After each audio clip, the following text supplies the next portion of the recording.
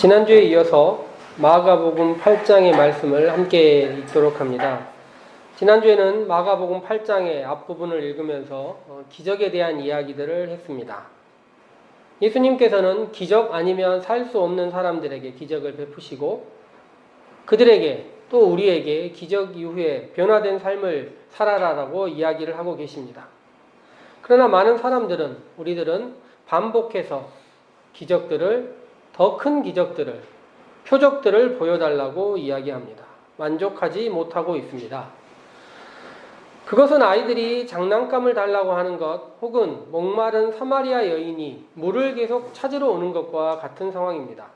반복해서 다른 것들을 반복해서 물을 뜯어갈 수밖에 없는 상황을 보여주고 있습니다. 만족할 수 없는 우리의 모습을 보여줍니다.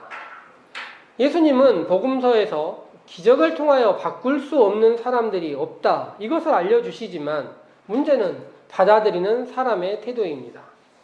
구약 성경의 바로와 같이 강팍한 마음들, 우리를 바꾸지 않으려는 태도들은 우리를 바꿀 수 있는 놀라운 기적에도 불구하고 기적들을 무용하게 만들고 있습니다. 그리하여 우리에게 가장 필요한 것이 무엇이냐? 우리를 바꾸는 기적. 그것이 세상에서 가장 놀라운 일이다. 이야기를 드렸습니다. 그리고 지난주 말씀의 마지막에 벳세다에 보지 못하는 사람, 시각장애인, 이 사람이 치료받은 이야기를 했었습니다. 예수님께서 이 사람 이야기를 하시기 전에 더 이상 이제 하늘로서의 표적을 보이지 않겠다 이야기를 하셨는데 그 이야기가 끝나고 벳세다라는 장소에 갔을 때 사람들이 눈이 보이지 않는 한 사람을 데리고 왔습니다. 그리하여 예수님의 이전 이야기와 다르게 예수님은 많은 사람들에게 보이진 않지만 그 사람들을 데리고 마을 바깥 아무도 없는 곳으로 데리고 나가십니다. 이 세대에게 표적을 보이지 않겠다라고 이야기하셨지만 예수님은 기적이 필요한 마음이 찢어지는 아픔을 가지고 있는 불쌍한 사람을 만날 때 그들을 향하여 움직이고 계십니다. 아무도 없는 곳에서 예수님께서 그 사람을 치유하시는 방식이 무척 낯선 방식입니다. 몇 년 전 이 말씀을 가지고 이야기를 했을 때 이 치유 방식은 굉장히 낯설다 이야기를 했습니다. 왜냐하면 눈에 침을 뱉는 방식으로 그 사람에게 치유하기 시작하셨기 때문입니다. 그때는 생각하면 이 방식이 굉장히 낯선 방식인데 지금으로 치자면 금지 행위에 가까운 방식 아니겠습니까? 사람들 사이에 침이나 어떤 것도 오가지 않기를 바라고 있는 이 시대이니까 말입니다.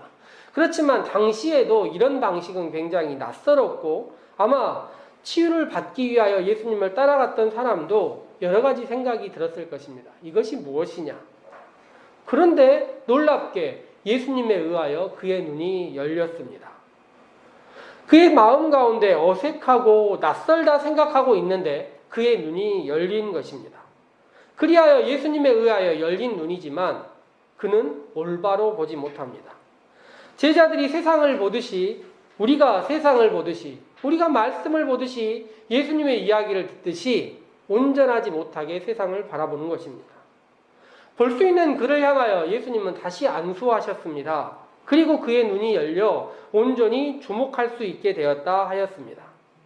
저는 이 말씀을 전할 때 반복하여 열릴 때까지 우리의 눈을 만지시고 회복시키시는 예수님에 대하여 이야기합니다. 예수님께서 말씀을 우리에게 주신 이유가 이 사람을 치유하는 것과 같은 방식입니다. 계속 반복해서 우리의 눈이 온전히 열리고 왜곡된 것을 올바로 바라보기 위하여 우리의 눈과 마음을 열고 계신다는 것입니다. 이 기적을 베푸신 다음에 예수님께서 이동을 하십니다. 오늘 우리가 읽은 말씀 시작에 먼저 보이지 않는 사람을 치유한 질병을 고쳤던 장소를 벳세다라 이야기하고 있는데 그 다음에 빌립보 가이사랴라는 지방으로 이동하는 예수님과 제자들을 볼 수 있습니다. 성경은 왜 이런 이동의 장소들, 이곳들을 기록했을까요? 요한복음에 따르면 이 벳세다라는 장소는 안드레와 베드로의 고향입니다. 이 고향 동네를 지나서 예수님께서는 이스라엘의 더 북부 지역으로 이동하고 계십니다. 빌립보 가이사랴는 이스라엘의 왕들이 로마의 황제를 위하여 세운 도시입니다. 그러므로 제자들 입장에서는 고향이라는 익숙한 동네를 넘어 황제를 위해 만든 계획도시를 향하여 걸어가고 있었던 것입니다. 그 황제를 위한 도시의 길가에서 예수님이 제자들에게 질문하고 있습니다. 마가복음 조금 뒤쪽을 읽어보면 마가복음 13장에서 예루살렘 성전에 갔을 때 제자들은 예수님께 이렇게 묻습니다. 예수님, 이 성전이 얼마나 크며 성전 안에 있는 돌들이 얼마나 큽니까? 당시 사람들에게 거대한 건물들은 당시의 사람들이 생각할 때 신적인 위용을 드러낸다 생각하고 있었습니다. 당시의 사람들에게 건축물들은 많은 의미를 상징하고 있습니다. 함부로 탑을 세우거나 비석을 세우는 일조차 일반인들은 상상할 수 없었던 일입니다. 바벨탑 이야기에서도 말씀드렸듯이 사람들의 욕망의 총합이 이렇게 건축물로 드러나고 있습니다. 황제를 위한 도시를 찾아갈 때 제자들의 마음이 어땠을지 눈에 선합니다. 빌립보 가이사랴에 그 황제를 위한 도시에 갔을 때 예수님은 어떤 일도 행하시지 않으셨던 것 같습니다. 단지 질문을 했습니다. 예수님께서 말이에요. 보지 못하는 사람들을 보게 만들었을 때 사람들이 나를 누구냐라고 물었다면 사람들은 예수님에 대해서 기적을 베푸시는 분, 놀라운 분이라 이야기했을 것 같습니다. 그런데 예수님께서 그곳에서 말씀하시는 것이 아니라 황제의 영향력이 가득한 건물들이 가득한 곳에서 제자들에게 묻고 있습니다. 예수님께서 회당에서 말씀을 전하시면서 사람들이 너희가 나를 누구냐 묻는다면 또 다른 대답이 나왔겠지요. 추후에 예루살렘 성전에 갔을 때 예수님께서 이렇게 물으셨다면 또 다른 대답이 나왔을 것입니다. 그런데 예수님은 그런 곳에서 우리에게 묻지 않으십니다. 일상의 장소, 사람들의 욕망이 가득 차 있고 신적인 건축물들이 가득한 장소, 길가에서 우리에게 물으시는 것입니다. 그리하여 예수님이 이 질문을 던진 장소, 길이라는 곳, 빌립보 가이사랴라는 곳이 무엇보다 중요하다 말할 수 있습니다. 오늘 우리가 살고 있는 도시도 사람들의 욕망이 가득 차 있는 곳이고 성전, 예배하는 장소를 조금만 한 걸음만 벗어나면 이 시대의 욕망이 가득한 곳이 있고 주님은 우리에게 예배당에서 우리가 신앙을 고백하고 마음을 정돈하고 하나님을 찬양하고 있는 이 장소에서 너는 나를 누구라 하느냐 묻지 않으시고 우리가 우리의 길을 갈 때, 우리의 일상을 살아갈 때 묻고 계신다는 것입니다. 누가복음 5장에서 예수님은 베드로를 만나서 이야기를 합니다. 깊은 데로 가서 그물을 던져라. 물고기가 잡힌 뒤에 베드로는 예수님께 다가와서 이야기를 합니다. 저는 죄인입니다. 무엇이 죄일까요? 베드로가 생각할 때 예수님은 기적을 베푸시는 분이고 예수님은 말씀을 전하시는 분입니다. 그런데 예수님은 말씀과 기적 사이에서 베드로에게 말을 거시는 것이 아니라 질문을 던지시는 것이 아니라 베드로의 일상에 찾아가서 베드로가 물고기를 잡고 있을 때 말씀을 건네시는 것입니다. 그리고 신앙과 일상이 다르지 않다. 오히려 나는 너희의 일상에 질문을 던진다 이야기를 합니다. 누가복음은 일상과 신앙을 분리하는 것을 죄라 이야기하고 있습니다. 그리하여 예수님은 제자들에게 질문합니다. 그들이 가장 익숙했던 고향을 넘어 그들이 가장 동경하는 장소인 황제의 길과 같은 그 장소를 넘어 질문하는 것입니다. 사람들이 나를 누구라 하느냐? 사람들은 예수님에 대해서 알지 못합니다. 그래서 자신들이 본대로 자신들의 생각대로 이야기를 합니다. 회개의 세례와 연결하여 바리새인과 서기관들에게 거침없는 이야기를 하는 것을 생각하면서 세례 요한과 닮아 있습니다. 혹은 수없이 많은 기적을 베푸시는 것을 보면서 엘리야와 닮아 있습니다. 누군가를 향하여 연민을 보이는 모습을 생각하면서 예레미야와 닮아 있습니다. 구약의 말씀을 재해석하는 모습을 보면서 이사야와 닮아 있습니다. 이렇게 다양하게 예수님을 생각하고 있습니다. 그래서 예수님은 질문하는 것입니다. 그런 다양한 상황들 말고 너희는 나를 누구라 생각하느냐? 베드로가 대답합니다. 주님은 그리스도이십니다. 마태복음에는 예수님께서 이 말씀을 하신 다음에 이런 구절이 나옵니다. 이때부터 비로소. 마태복음에 대전환이 일어나는 장면마다 나오는 이때부터 비로소. 예수님도 결단하고 예수님도 어떤 선택을 시작하는 이야기가 이 말씀 다음에 있다는 것입니다. 저는 이 말씀을 지난주부터 2주 동안 읽으면서 예수님께서 이 질문을 던지시기 전에 하나의 질문이 더 있었다 생각합니다.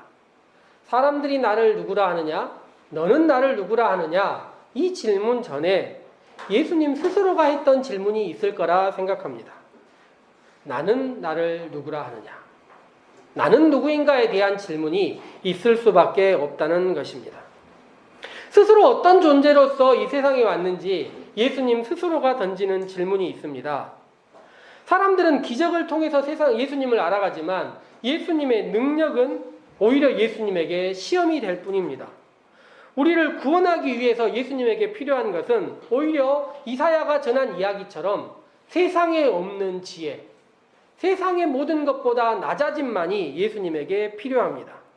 그리하여 예수님이 스스로에게 던지는 질문은 능력의 더 많아짐과 낮아짐 사이에서 나는 누구인가에 대한 질문이라는 것입니다. 그리하여 예수님은 묻습니다. 사람들을 만나며 낯선 길에서 너희는 나를 누구라 하느냐? 너는 나를 누구라 하느냐? 추후에 예수님은 예루살렘에서 로마의 총독에 질문을 듣습니다. 너는 누구냐? 너는 유대인의 왕이냐? 라는 질문에 예수님은 반복해서 나는 누구인가를 생각하고 계시는 것입니다. 그리고 그것에 대한 정답, 예수님의 답이 오늘 말씀 가운데 있습니다.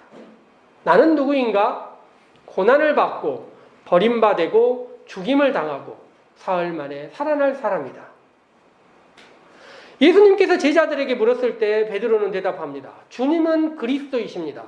그 그리스도라는 말 속에 예수님께서 포함하고 계시는 것은 고난받고 버림받고 죽임당한 다음 살아나는 사람이 그리스도라는 것입니다. 그러나 베드로는 그렇게 생각하지 않습니다. 베드로는 어떤 방식으로 예수님이 그리스도라는 것을 알게 되었을까요? 누구에 의해서일까요? 마가복음에 나와 있지 않지만 마태복음은 이렇게 이야기합니다. 이것을 알게 한 이는 너의 혈육이 아니라 하늘에 계신 아버지다. 즉 벳세다에 보지 못했던 한 사람이 보게 된 것은 예수님의 능력 때문입니다. 그런데 온전히 보지 못합니다. 베드로가 이것을 알게 된 것은 하나님이 그에게 알려주셨기 때문입니다. 우리가 믿음을 가진 것은, 우리가 신앙생활을 시작한 것은 모두 다 하나님의 은혜 때문입니다. 우리가 스스로 하나님을 믿은 것이 아니라 하나님이 우리에게 은혜를 주셨기 때문에 우리가 이 자리에 있을 수 있는 것입니다. 그런데 여기서 멈추면 안 되는 것입니다. 다시 한 번 더 나가서 그의 눈이 온전해지듯이 베드로의 생각이 온전해지는 시간이 필요한 것입니다. 그리하여 복음서에서 반복해서 나오는 이야기가 무엇이냐면 내 믿음이 너를 구원하였다입니다. 그 걸음이 어떻게 시작되는 것일까요? 눈으로 본다고 해서 온전히 보지 못하듯이 고백한다 해서 신앙의 최종 형태가 이루어지는 것은 아닙니다. 예수님께서 원하시는 것은 예수님의 뜻을 알고 그 뜻대로 행하는 삶입니다. 산 위에 설교를 하셨을 때 마지막에 예수님은 이렇게 이야기하십니다. 나더러 주여 주여 하는 사람마다 천국에 가는 것이 아니다. 아버지의 뜻대로 행하는 자라야 천국에 들어간다. 신앙을 고백하며 주여 주여라고 반복하는 것이 우리에게 원하는 것이 아닙니다. 베드로는 이전의 제자들과 같은 방식의 모습을 이후에 드러냅니다. 하나님께서 알게 하셨지만 그리스도가 누구인지 온전히 알지 못합니다. 그리하여 자신의 방식으로 예수님을 바라보고 있고 고난을 받고 버림받고 죽임을 당하고 살아난다는 예수님의 이야기에 예수님을 붙들고 예수님을 꾸짖습니다. 이게 무슨 이야기냐고 말하고 있는 것입니다. 그가 생각하는 예수님은 이런 분이어야 한다. 그도 주님은 누구라고 고백하고 있었지만 사람들이 말하는 것과 똑같은 방식으로 세례요한, 엘리야, 예레미야를 보듯이 그리스도라 이야기하고 있었던 것입니다. 우리는 어떻게 주님을 생각하고 있을까요? 우리 또한 같이 고백하고 있습니다. 우리도 신앙을 고백하였고 주님은 그리스도시요 살아계신 하나님의 아들이라 고백하기도 하고 나의 주님, 나의 하나님이라 고백하기도 하고 주님은 나의 최고봉이라 고백할 수도 있겠습니다. 그런데 내가 고백하는 것만큼 더 소중한 것은 무엇이냐면 주님의 뜻은 무엇인가 생각하며 질문 던지며 그것에 맞춰 살아가는 것입니다. 베드로가 고백에 이어서 자신의 뜻대로 예수님을 재단하려 했을 때 예수님께서 뭐라 이야기하십니까? 사탄아, 내 뒤로 물러나라. 예수님은 오히려 예수님에게 이 사람 저 사람이라고 부르는 사람들에게 그런 이야기를 하지 않습니다. 오히려 예수님은 주님을 나의 구주로 고백하고 그리스도라 고백하는 사람들 사이에 오히려 더 큰 문제가 있다 이야기를 합니다. 비슷한 것이 오히려 가짜라 이야기하고 있습니다. 그러니 우리는 스스로에게 질문해야 됩니다. 나는 올바로 믿고 있는가? 나의 신앙은 그리스도를 올바로 인식하고 있는가입니다. 요한복음에 따르면 뭐라고 이야기합니까? 우리가 올바로 보고 있다 생각한다면 우리는 제대로 보지 못하는 사람이라 예수님은 이야기하고 있습니다. 그러니 우리가 올바로 예수님을 알아가기 위하여 무엇이 필요할까요? 주님께서 우리에게 묻는 그 질문을 우리의 삶 속에 다시 던져야 하는 것입니다. 주님께서 너희는 나를 누구라 하느냐? 이 질문을 우리 또한 받아야 하는 것입니다. 그런데 이 질문을 신앙의 장소, 예배의 장소, 주님께 고백하는 이 장소에서 고백하는 사람들이 주님을 올바로 알아가는 것이 아닙니다. 왜냐하면 이 울타리는, 이 부르심받은 이 장소는 우리에게 그렇게 고백할 수 있는 모든 요건을 갖추고 있기 때문입니다. 오히려 우리가 질문해야 될 장소는 우리의 일상의 공간입니다. 예수님께서 길에서 그에게 이야기하셨듯이, 그들에게 질문하셨듯이 우리의 삶을 살아가고 있는 각자의 장소에서 월요일부터 토요일 우리의 집과 우리의 일터와 우리의 길과 그곳에서 주님께서 우리에게 다시 질문하신다 생각해야 합니다. 누구라 하느냐? 너는 나를 누구라 하느냐라는 일상의 질문이 우리에게 전해질 때, 그리고 그것에 대해서 내가 일하면서, 내가 공부하면서, 가정 안에서 함께 살아가면서 고백할 수 있을 때 주님은 나의 일 가운데서도 주님이십니다. 주님은 나의 일상생활 가운데서도 주님이십니다라고 고백하며 그곳에서 주님의 제자로서, 믿음을 받은 사람으로서, 은혜를 받은 사람으로서 합당하게 살아갈 때 주님의 뜻대로 살아가는 삶이 될 수 있을 것입니다. 너는 나를 누구라 하느냐라는 고백과 일상이 일치하는 삶, 이것이 함께 걸어가는 삶이 2021년에 우리에게 필요할 것입니다. 생각해보면 사람들은 교회를 무엇이라 이야기하고 있을까요? 신앙생활 하는 사람을 무엇이라 이야기하고 있을까요? 우리 모든 사람들이 교회 안에서의 신앙에 멈춰 있기 때문에 외부의 질문에 우리는 답할 수 없었던 것 같습니다. 올 한 해 동안은 우리 바깥의 질문에, 주님의 질문에, 우리 내부의 질문에 모두 주님은 그리스도십니다라고 고백하며 살아갈 수 있는 우리 살림의 모든 성도들 되시기를 소망해 봅니다. 함께 기도하도록 하겠습니다.